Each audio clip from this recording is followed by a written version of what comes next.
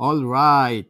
So, dalawa lang po ang pwede nating asahan pagtanda pagdating sa financial. So, umasa sa ibang tao. Pangalawa, umasa sa iyong ipon. So, mag-ipon na habang kakampi mo pa ang oras at panahon habang ikaw ay malakas at meron ka pang kinikita.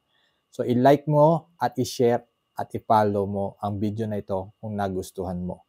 Para yung mga pamilya mo, kamag-anak mo, ay matutunan nila ang tamang pag-iipon at pag-iinvest.